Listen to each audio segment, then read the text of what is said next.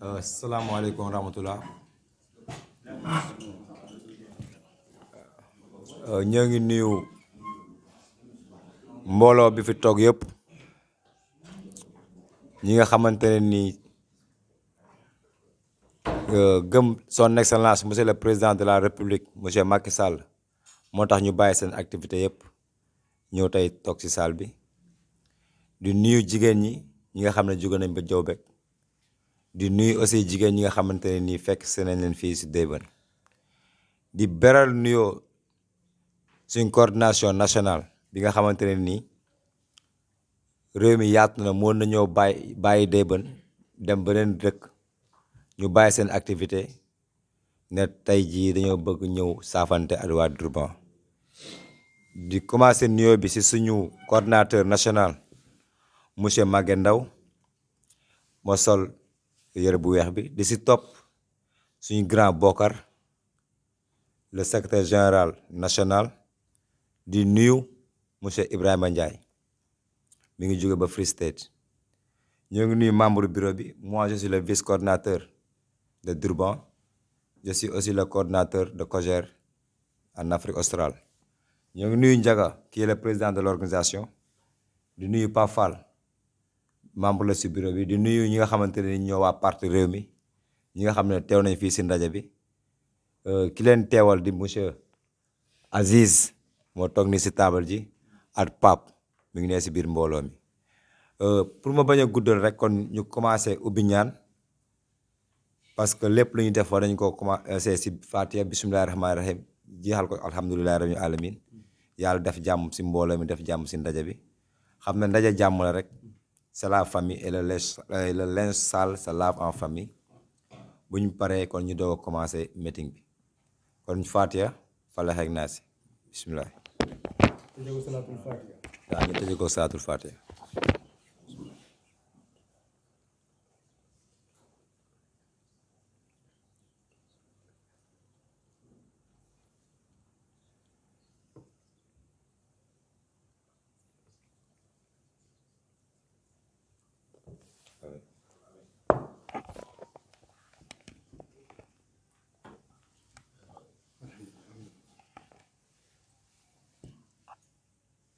waaw kon yal na yàlla nangu ñaan amin kon léegi damay paas micro bi Ndiaga mu sànni si ay kàddu ñu doog a dem si gan yi. asalaamaaleykum wa rahmatullahi taala wa barakatuhu ñoo ngi leen di nuyu yéen waa Débane te it di leen massaw di wax ne kàddu yi daanaka jarul bëri lii Habib wax rek moom mënoon naa paas sax gaa yi waaw lii nag lu ñu sàkk woon la ci bureau bi wax dëgg yàlla ñu facilité ko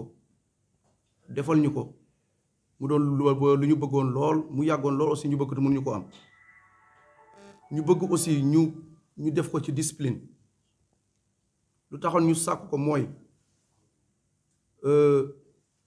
kenn ku ci nekk ci ñun amoon nga lu la jaaxal ci parti bi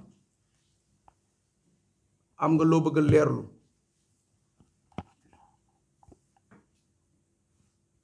te dafa bëri loo xam ne ni nekkul ci panel nga ko mën a leerloo te dañ ne woon sax duñ ci jël kàddu mais comme Habib woo nee na ñu sànni ci kàddu ñu barkeelu ci rek tey daal nee na ñëpp si ñun ku ci bëgg a laaj dara rek ba bëgg nañ ñu tànn koo xam ne nii moom moo lay jox parole buñ la joxut parole nag bul wax bi aussi ñu def ko ci discipline respectante kenn bañ a offenser sa morom lu ci am sens la lu ci waay bëgg a leerlu danañ la ko leeral kàddu yu gàtt yi daal walla ne woon naa ko ci sànni bëgguma guddal jërëjëf Habib. waaw jërëjëf mbokk yi kàddu yi rafet na ñoo ngi nuyu aussi waa Diaspora TV ñoom ñi nga xam ne ñoom ñooy couvrir fépp fi nga xamante ni bureau national mi ngi fay dem mooy suñ soxna yee nekk si ginnaaw ak suñ grand bi taxaw ñoom ñooy couvrir lépp li nga xam ne mooy meetingu APR si fii si Afrique du Sud kon ñu jël micro bi di ko jox monsieur Ibrahima Ndiaye mu sànni si ay kàddu. waa asalaamaaleykum wa rahmatullah maa ngi leen di nuyu bu baax di leen ziare di leen baal àq di leen balu àq nag di jégalu bu wër ndax bàyyi sa yitte ñëw toog fii ci sedd bi loolu kese àq la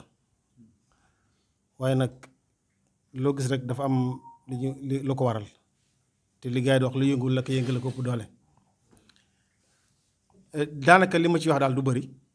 mooy réunion bi ñu mujjoon am Bloemfontein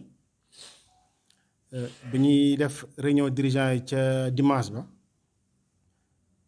sëñ Njagang Foon ak sëñ Kanté la fa Njaga wax ne su sañoon daal bureau national bi na ñëw Deben pour ñu mën a waxtaan ak militants yi ndax am na ay lënt ak ay jafe-jafe yu fa nekk yoo xam ne ñoom daal bëgg nañ teewaay bureau national bi ñëw foofu comme ñu nit tamit dañu faa teg ndigal bu mel noonu su jógee liñ ci teg rek mooy jóg dox tànk yooyu loolu daanaka moo waral suñuy teewaay tey boo tax ne réunion bi daanaka yéena ko moom ngeen ku ci am ay laaj ngay jóg laaj ci say question li ñu fi indi daal mooy leeral lépp loo xam ne ab lënt la walla loo xam ne question la yoo xam ne nit am na ko ñun fii ci turu Benno Bokk Yaakaar dinañ jéem suñu kéem lay kattan pour indi ci ay tontu la nga xam ne nag bureau national bi walla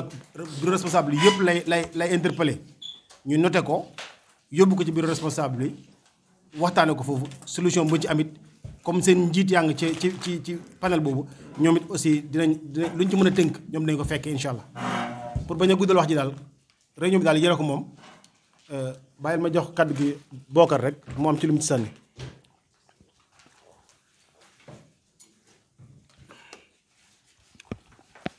أعوذ بالله من الشيطان الرجيم بسم الله الرحمن الرحيم والصلاة والسلام على أشرف المرسلين سيدنا محمد وعلى آله وصحبه وسلم تسليما mbokk yi maa ngi leen di nuyu bu baax a baax di leen baalu àq di leen baal àq di ñaan Allah subhanahu wa taala yàlla ñu la boole baal di rafetlu tey teewaay bi à Durban yaakaar naa ne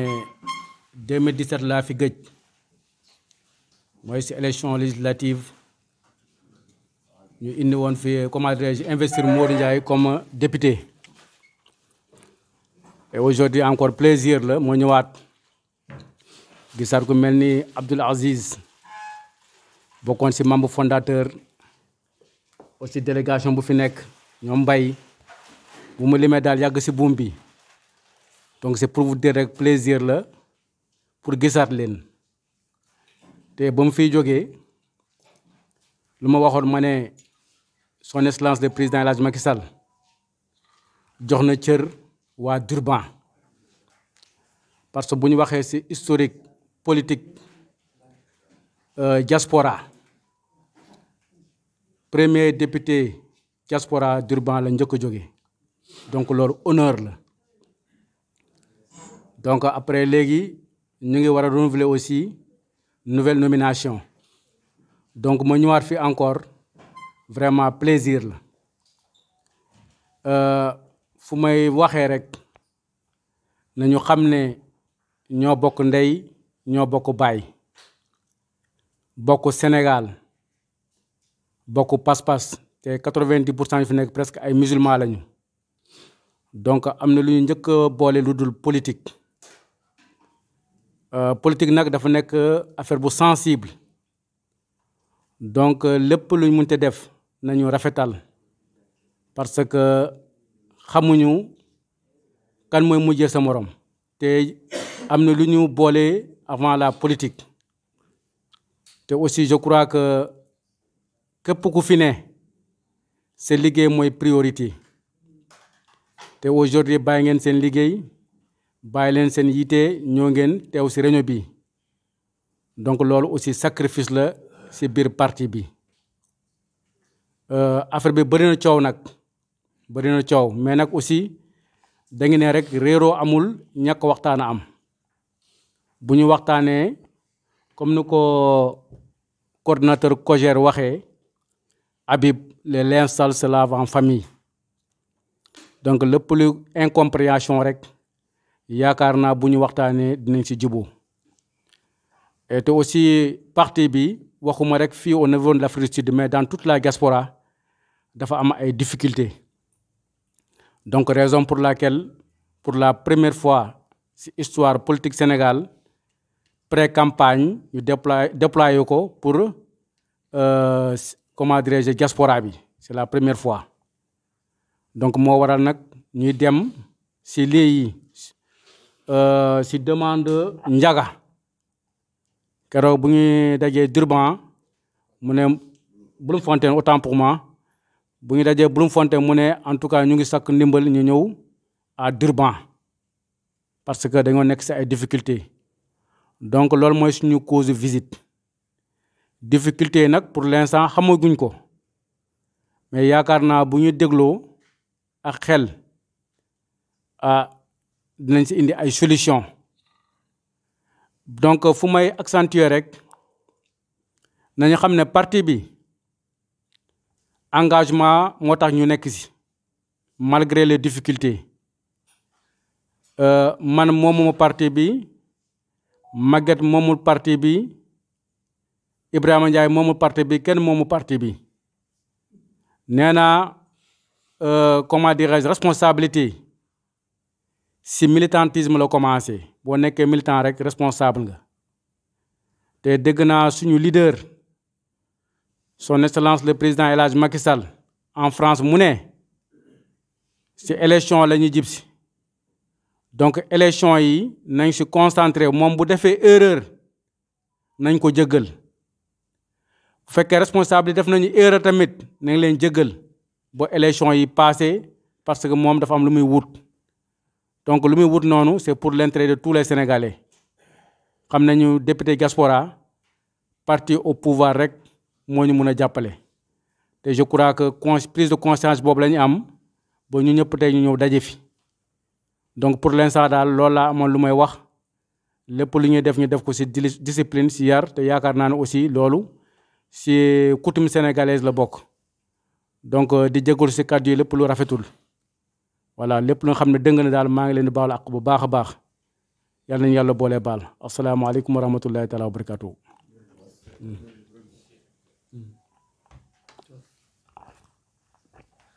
waaw jërëjëf monsieur Bokar Sy kàddu yu rafet na bala ñoo jox kàddu gi le coordinateur national dañuy jox kàddu gi le porte-parole du parti di monsieur Diatta moo indi si ay tuuti yi mu joxe tuuti si contribution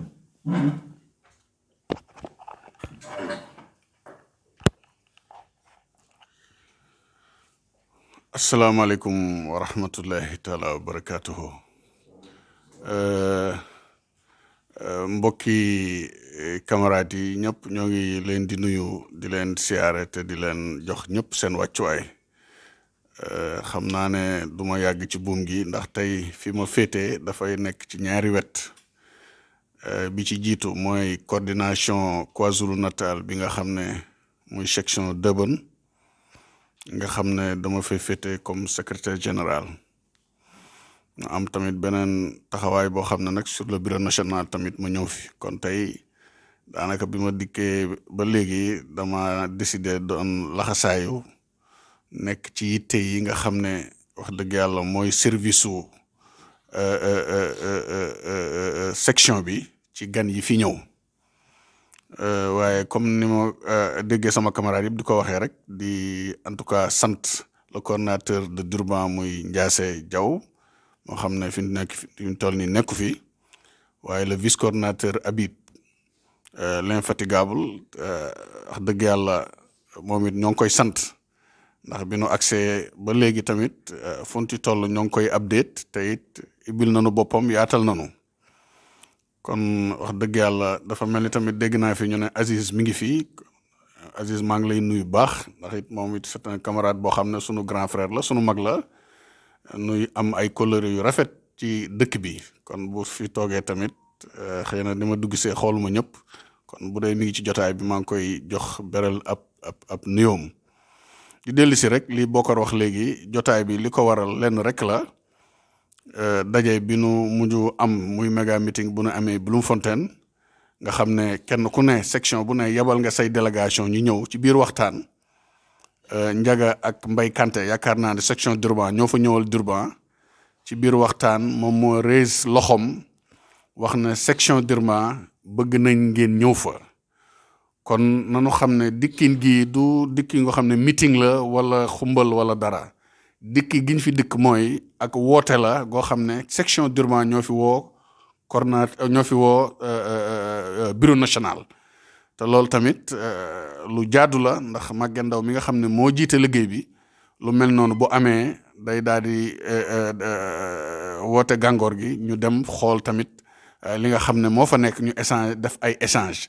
loolu it am na ci dëkk yu bari yoo xam ne noo ngi ñuy xaar te loolu tamit moo nu war ndax it ñi son excellence le président Macky Sall ci yëndi ci fan yi ñu mujj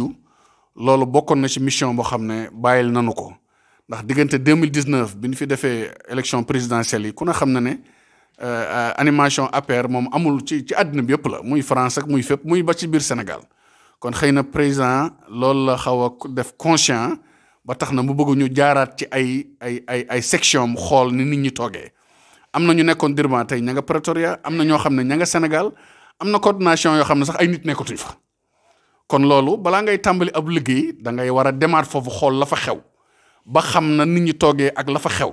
bu ko defee boo jógee di fa dem di nga xam lan moo fay problème ba nga xam ne boo ñëwee sa liggéey da daal di yomb kon loolu rek jàpp naa ne ci tënk moo waral dikk gi waaye noo ngi nuyu ñëpp nag di sargal ñëpp dëgg yàlla di ñaanal ñëpp jàmm fi may daanalee sama kàddu rek Bokar wax na ko léegi man de damay yëkkati sama loxo fort ndax nag dafa am loo xam ne dañ ma caa tàggat te muy jiitu ci man nag politique bi daf noo dab ci àll bi ndax liñ doon ay patriote gëm suñu réew gëm politique son excellence looloo tax ñu am fii sañ-sañ toog ñu ciy échangeante waaye nag yàgg nañ fi dëkk bi tey kon fu ne dóor waar moor la fi indi kon man li jiitu ci man képp kuy doomi sénégalais doon ne maag yow bokkuñu vision politique àddina jaralu ma mukk may noonu ak yow xalaatuma ko sax sama téeméeri xel xalaatuma ko ndax nag am na ci loo xam ne moo jiitu sunu nekk ñun wala ñu ba pare ñu nekk ci affaire politique kon nag kenn ku ne na nga sàmm loolu sa diggante sa morom te xam ne fii moom bokk sax ak Sénégal dafa am cas particulier xam ne moo nu fi indi ndax jàpp naa ne tey am na ñoo xam ne ñu ngi ci dëkk bi tey ñu ngi ci yeneen wujje gi bu nu amoon tudd suba ñun kenn duñu fa jiitu bu fa leneen xew itam kenn duñu fa jiitu loolu it lu mat a bàyyi xel la te xam ne ñun ñëpp ay doomi Sénégal te ay julli lañu kon lu mën a xew rek doon ne wuti nañu ay gis-gis ak ci nu mën a toll kenn ku ne na nga jox sa morom cër bi nga ko war a jox ndax nag it am na ci loo xam ne mat naa bàyyi xel te loolu ci loxol sunu borom rek la nekk maa ngi jéggalu ci kaddu yi di leen tuubal di leen jéggalu di ñaanal ñëpp jàmm jërë ngeen jëf ngeen baal ma àq.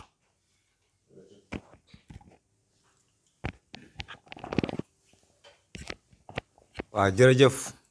le porte-parole du parti kaddu yi rafet na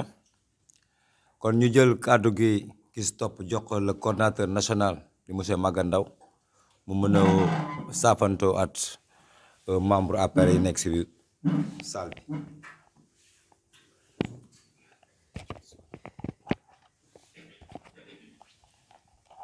salaamaaleykum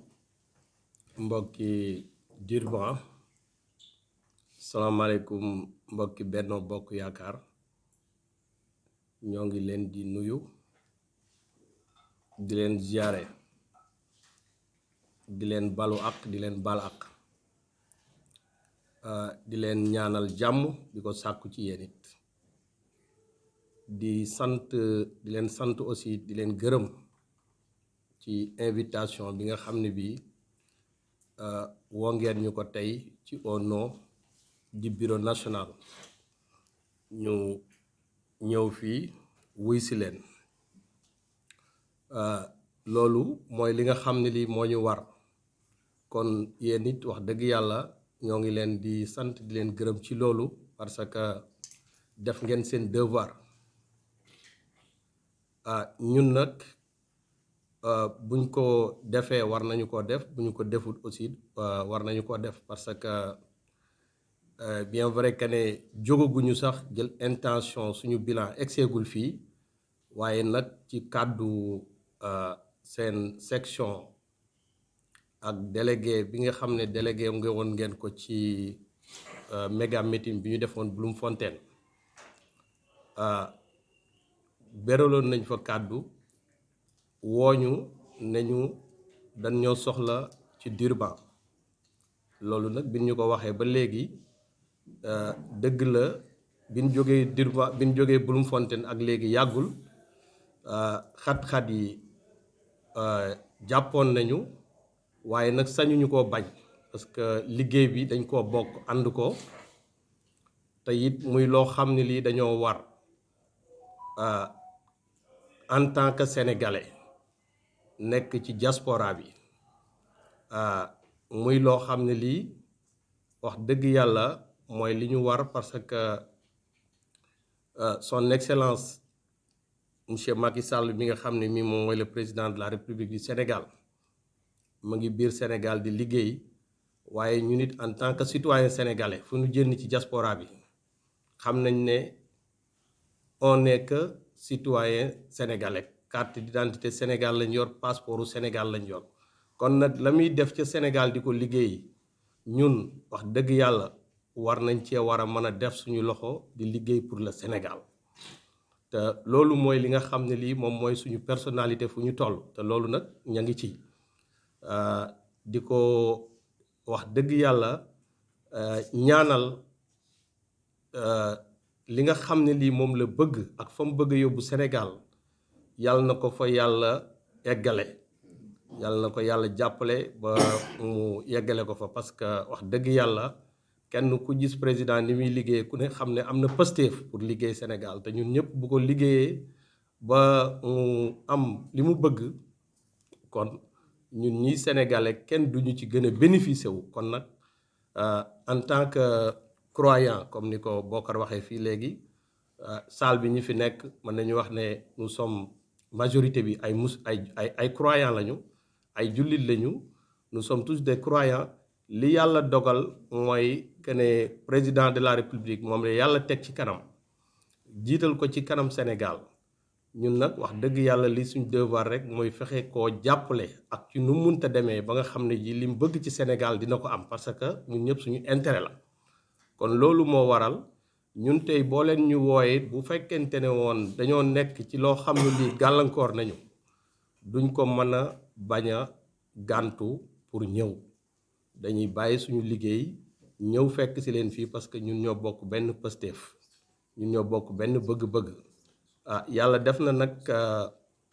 comme ni ko président Bokar waxee léegi pré campagne bi yàlla def na ñun bin ñu ko joxee ba léegi ña ngi ci li nga xam ne lii moom la ñu war a def pour organiser notre pré campagne dëkk yi ñu fi mën a dem yëpp dem nañu fa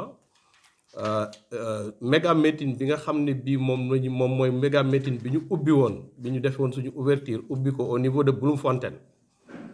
kooku dañ cee am ndigal depuis bi ñu jotee pré campagne bi ba léegi it lépp luñ ci def dañ cee am ndigal amul dara loo xam ne li def nañ ko ci muy suñu décision bopp amul dara loo xam ne li def nañ ko ci mu ñëw ci suñuy poste notre secrétaire général Bokar Sy mu ngi nii secrétaire aussi coordinateur Ibrahima Ndiaye aussi mu ngi nii ci suñu pegg lépp li nga xam ne lii jël nañ ko muy ci pré campagne bi tout dañ ko noté mu ngi fii nii parce que it alalu parti bi la du suñu alal kon loolu aussi it wax dëgg yàlla mooy li nga xam ne lii comme waxtaan bi da ngeen ko dañu ci woo bureau section de Durban ñoom ñoo ñu woo pour wax dëgg yàlla am loo xam ne lii bëgg nañ ñu leeralal leen ko wala bëgg nañ ñu ko wax it ñu jàpp ci liggéey bi ñun ñëpp ñoo ngi leen di jaajëfal di leen déglu wasalaam.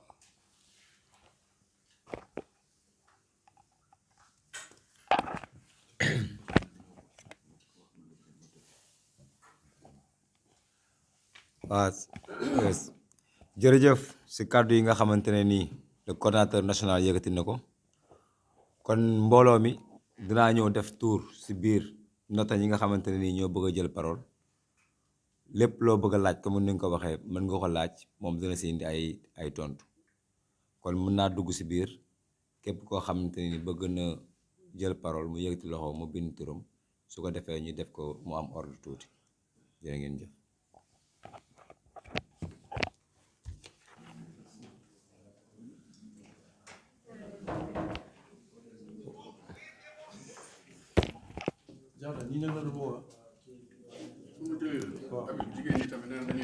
dañuy bëgg a wax quoi dañ leen may taal parce que ñoom changé nañu réunion bi quoi.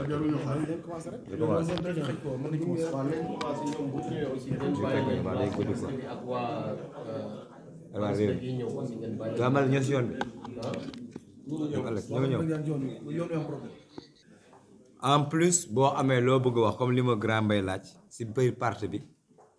sa xel sa xalaat bu rafet ak li nga xamante ne nii aussi mooy doxal parti bi parce que am na ay frustration yu bari yu am si biir parti bi bu ñu daan réunion sax boo xoolee daan na ëpp lii mais bu ñu woote waan réunion bu ndaw sax daan na ëpp lii parce que ñu bari danaa ñëw mais après jaaruñ fi kon war nañoo mën a wax tamit li nga xamante ne nii mooy problème mu parti bi bala ñoo jëm si campagne électorale soo defee lépp li nga xamante ne nii war nañ ko mën a fixe ñu fixe ko. kon ki may njëkk a jox kàddu bi mooy Pape Fall kon Pape Fall bismillah. bismillahi mina seytaani rajim bismillahi rahmaani rahim asalaamaaleykum mbokki jullit yi ñu ngi leen di nuyu di leen ziar di leen jox seen wàccuwaay di jiital si néew bi Maguette Ndaw grand Bokr en grand Ndiaye ak waa Durban yëpp man nag bu may wax damay wax si turu KwaZulu Natal rawatina waa Durban man damay toog ak ñoom fu ma toll di waxtaan ak ñoom ñu si bari dañ may wax di leen metti si parti bi te it mu metti ni ñun ñëpp ba si man mii première mooy ñun waa Durban gisuñu suñ bopp si parti bi te it joxuñu ñu suñ dëgg maanaam amuñu ay information yu leer liñ war a xam lépp xamuñu ko deuxième fois maanaam ñun dañoo jëloon lépp rek comme que Njaay fi nekkoon ñu jël lépp tegoon ko si loxoom mu nekk suñ njiit ñu jox ko respect maanaam amuñu dara lu ñuy kaas mais it ba léegi taxul ñu xamal ñu dara te it Durban amul benn financement bu ñuy joxee muy pré campagne wala muy lu mën di doon ñu jox leen ne lii mooy pré campagne yu Durban muy ñi toog fi ñëpp nag loolu leen metti ak ñi ñëw te ñun ñi fi nekk ñii depuis bi parti bi tàmbalee ba léegi ñii am na ñu bari ñoo xam ne si lañ bokkoon ba léegi ñu ngi si am na nag ñu bàyyi am na ñoo xam ne dañoo toog waaw te ñoom li ñu wax bu ñu waxee ñoo ne ñi jiite ñoo respecté wul ñoo ñu respecté wul te it man loolu ñu wax dama see ànd ak ñoom parce que bu ñu waxee nañ leeral duñ ñu leeral bu ñu bëggee xam duñ ñu xamal li fiy jaar ak li ñuy dégg lépp dafa bari comme que tey nag yéen a ngi fii liñ bëgg ngeen leeral ñu li ngi xam ne mooy dugg ci parti bi ak di génn ci parti bi ak Durban lu tax seen ay pré campagne ñoom duñ ko jot te ñun fii dañu du question Durban gi rek te dañoo am yeneen dëkk yu ne ci gannaaw yu bari te fii bu ñuy def élection ñu fii ñëw dafay bari te maanaam xaalis yu bari dañuy dégg ji ànd fi dañuy wax rek te xam nga dañoo am lu ñu met moo tax ñu te li fiy jaar ci xaalis dafa bari te ñun ñii ñëpp ñu bari xamuñu ci dara dañuy teg ba ci yàgg rek dégg na xaalis bi jeex na xamuñu fu xaalis jaar problème yooyu si li ñu gën a metti si la bokk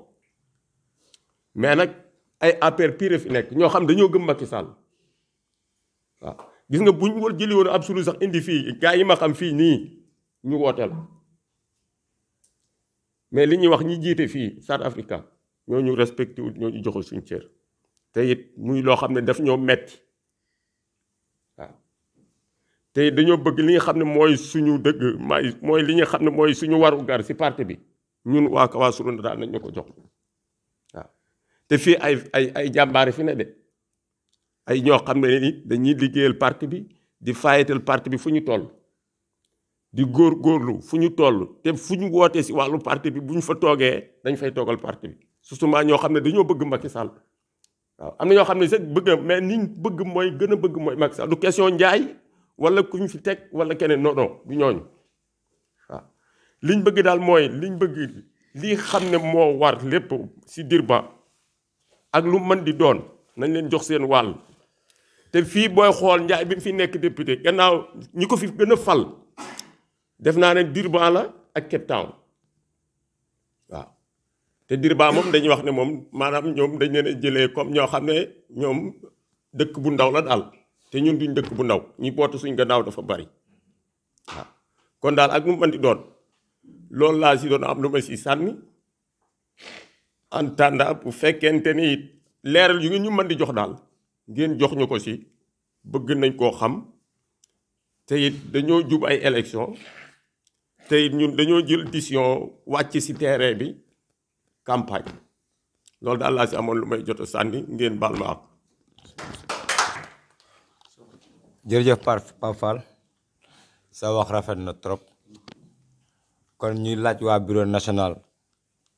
kan moo siy tontu Pape Fall ma mën koo jox kàddu gi. da ngeen def ok. si topp mooy monsieur Mbaye Diallo kon ñoon la jox kàddu gi.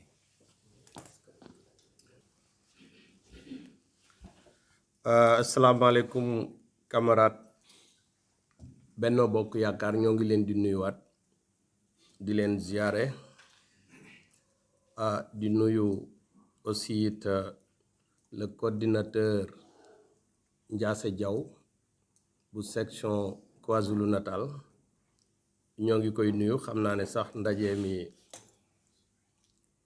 teewewu ko waaye it jokkoon nañu comme bi nu fii ñëw ak jokkoo nañu ak moom lu jiitu loolu aussi ñu ngi doon jokkoo xam naa di ñëw ci question yi nga xam ne sëñ Pape moom nga posé rek di ci am luñ ci tontu leneen li ci des président Bokar ak Ibrahima Ndiaye dinañ ci gën a xuus incha allah sa première question ma ngi ci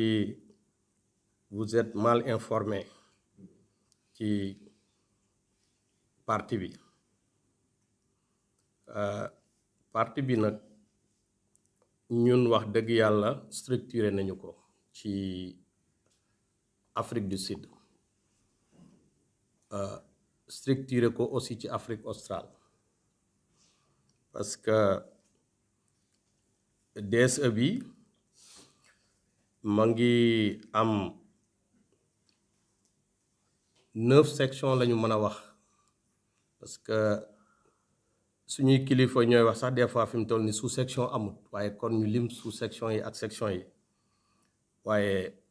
around South Africa ñu ngi am 9 sections ci kaw 9 sections yooyu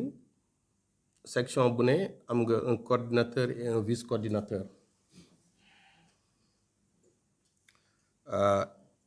organisé wu it ci un panel de responsables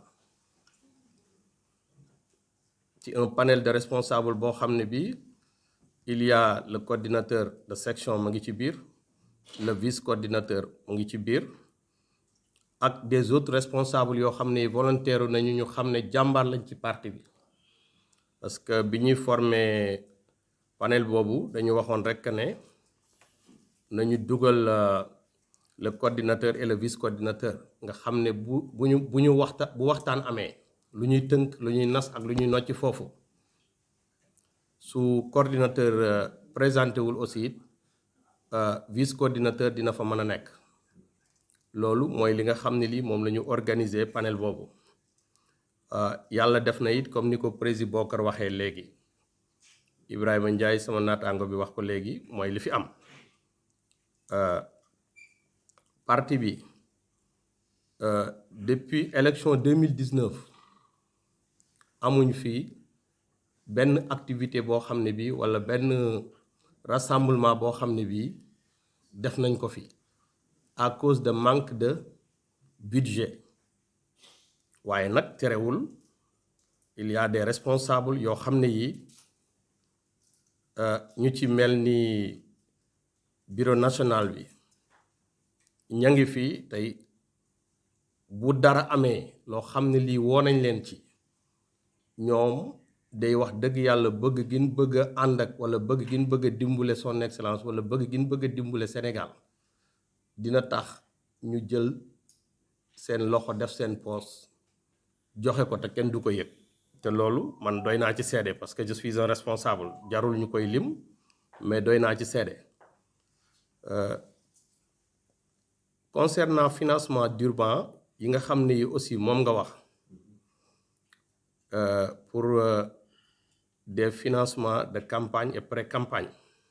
dëgg la comme ni ñu ko waxee léegi rek pré-campagne c'est la première fois muy door di ñëw ci élection législative ci diaspora bi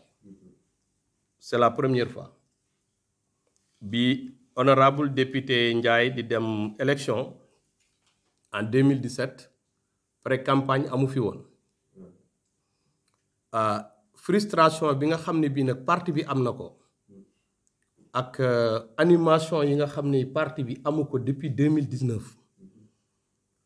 moo tax peut-être président fi mu toll nii toog envoyé des responsables comme notre secrétaire général excellence Aliou Ndao Fall ak honorable député Farba Ngom ak des autres responsables ñu envoyé leen ci diaspora bi pour ñu mën a dem apaiser coow li nga xam ne lii am na fi parce que élection la ñu jëm ñu am ay financement yoo xam ne yi yëkkati nañ leen ko jox leen ko tuddee ko pré-campagne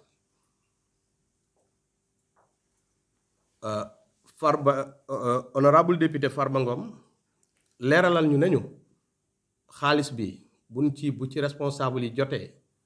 du xaalis boo xam ne bii dañuy dem jël ko séddoo ko toog ci station séddoo ko parce que yàgg nañ ko fi gis voilà au niveau de l'Afrique du Sud nag comme ni ñu ko waxee rek xam naa ne dinañ noter dinañ ci gën a xuus incha allah yàlla dimbale nañu xaalis boobu amu fi benn dërëm boo xam ne bii séddoo nañ ko ci responsable yi parce que ñun xam nañ ci dara parce que ci suñu loxo la jaar kon pré-campagne boobu on a dépensé am na ci loo xam ne li financé nañ ko ci pré-campagne bi pour le moment ci fi ñu jaar Ibrahima mu ngi yor bilan yi dina ci ñëw incha allah am na it ay animation yoo xam ne yi mënuñoo tuddee animation mais des déplacements yoo xam ne yi au nom du bureau national def nañ ko fi kon loolu mooy li nga xam ne lii yaakaar naa ne lépp rek ci biir parti bi ci turu parti bi la ñu ko jénnee parce que demul ci poosu kenn ba léegi yàlla nag day def fi mu toll nii bés bu ndajee amee ñëpp mënuñoo bokkandoo dajee fa nuy wootee waaye heure bu ndajee amee responsable yi ñu ko war a yëgal dinañ leen ko yëgal ñu envoyé seeni délégué yaakaar naa ne parti bi noonu la tëddee fii ci Afrique du Sud amu fi dara lu ñu fi mës a def loo xam ne lii responsable yi waxtaanee wuñ ko du man maa koy waxtaanee wala man maay joxe proposition boobu responsable yi ñoom ñooy toog waxtaanee ko ba d'accord ci ñu door koy def yaakaar naa ne méga meeting Bloemfontein bi toog nañ di ci waxtaan ay fan ba ñu trouver terrain d'entente tous les responsables. Concernant aussi pré-campagne bi nga xam ne bii moo fi ñëw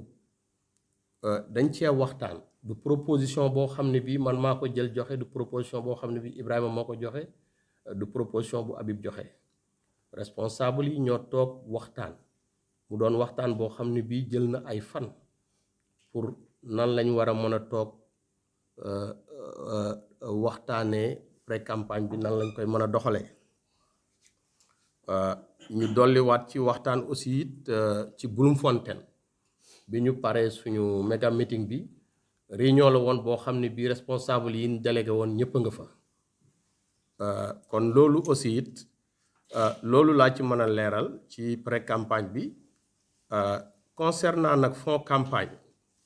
yaakaar naa ne fond campagne moom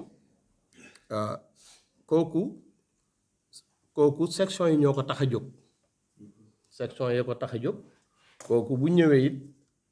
fond campagne yi fi jaar ci suñu loxo yëpp dañ ko teg ci les responsables wala les coordinateurs de section dañuy organiser ay réunion yoo xam ne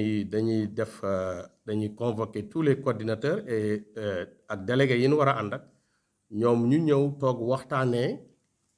somme bi nga xam ne bii moo fi nekk wala li nga xam ne lii moom la ñu jot nu munta toll ñu teg ko ci taabal ji waxtaanee ko diviser ko xool section bu ne lam ci war a am mu am ko ca kon fond de campagne yi fi jaar yëpp noonu la ñu ko doxalee waaye pré-campagne bi moom dafa nekk loo xam ne lii c'est la première fois mu fiy door di jaar am na nag stratégie buñ ci waxtaan ba juboo ci les responsables te yaakaar naa ne responsable yooyu aussi waxtaan ci su juboo ci section yi ñoom ñoo leen fa teg te ñoom it réerowuñu ak section yi kon loolu yaakaar naa ne suma camarades yi Bokar ak Ibrahima Ndiaye dinañ ci gën a leeral ci question yi nga xam ne yi moom la ñu jàpp ci sëñ Pape Fall li nga demandé jërëjëf. Merci beaucoup Pape Fall question bi am na solo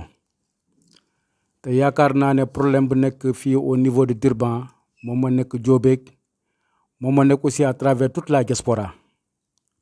mooy problème structuration parti bi d'habitude financement bu ñëwoon ci section yi lañ koy partagé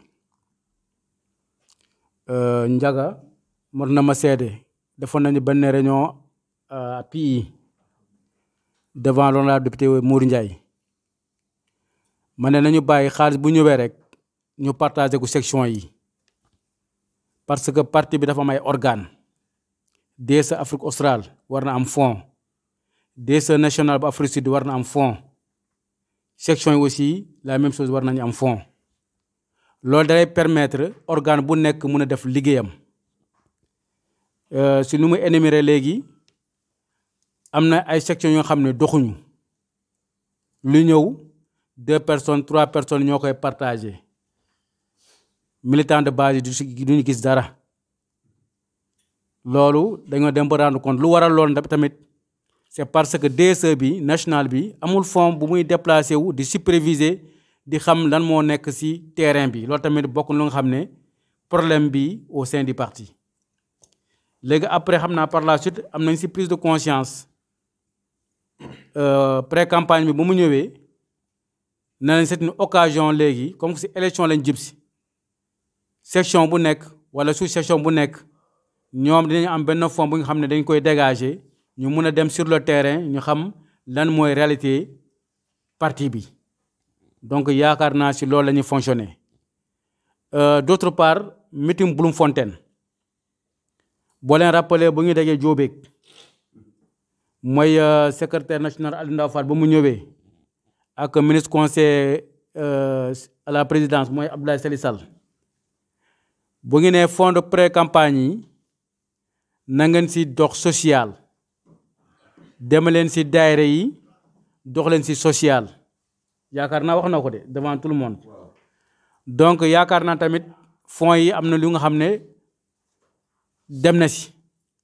si ay daayra si ay social bon bu loolu weesoo tamit ñun nu ñuy gérer section yi nu ñuy gérer xaalis bu ñëwee rek dañ koy financer ci campagne rek mu jeex takk loolu day rey section am lu nga xam ne tamit war nañu am benn méthode bu nga xam ne campagne bu jotee nañu xam lu war a jëm ci campagne le reste